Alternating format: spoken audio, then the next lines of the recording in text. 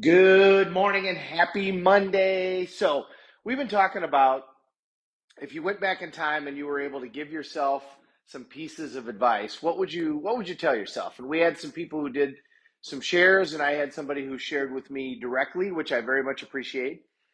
And then I saw, and I can't remember if it was Bezos's wife or if it was Elon's wife. I think it was Elon's wife that was talking about what are the decisions that billionaires make. What are some of the habits that she's noticed over the years that billionaires do.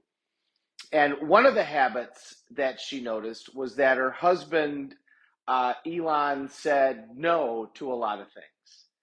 And I thought that was a super interesting distinction.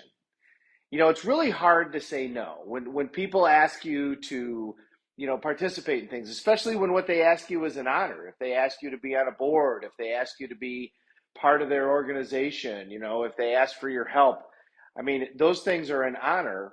And one thing that significantly successful people do is they limit the things that they're focusing on at any one time. They limit their bandwidth and focus it on one specific task. Remember we talked about that most very significantly successful people only focus on three things at a time at max, and they don't ever go beyond those three things. And they're really focusing about one at a time. Laser beam focus. How effective is a laser beam if it's all spread out? It's not very effective. But if it's super focused, it can go through anything. It can go through metal. It can go through absolutely anything. And that's really the power of focusing on one thing. Where focus goes, energy flows. Significantly successful people focus on one or two things at a time. People that spatter around, oh, I'm a multitasker and I'm going to do, okay, that never drives significant success. It spends time and it can be kind of fun, but it doesn't ever really create any significant successes. And super successful people can even take this to an extreme. So like Arnold Schwarzenegger, if you've never seen the movie Pumping Iron, it's very much worth seeing. One, it shows you, the focus of what I think is a pretty extraordinary man who's done a new book that I'm gonna get the audio version and listen to his new book. I think it's I've read excerpts from it and I think it's great. But it shows you how focused he is. He's getting ready for one of his bodybuilding competitions, Mr. Universe or whatever, but he was really close to one of those competitions. And his father passed away. His mother called him up and said, "Your dad died." And Arnold's response to that was, "Well, I'm sorry that happened. And I would like to be there, but I'm 2 weeks away from this competition. And so I'm going to stay and get through this competition, and then I will be there." Now, you can decide whether or not that's your values, but it shows you how focused he was on his outcomes. That even a significant event like that wasn't going to sway his activities and his focus. Now, I'm not telling you to ignore your family if you have a parent that dies. That's not my message. My message is significantly successful people really focus on one or two, maybe three things at any given time, which means they say no a lot.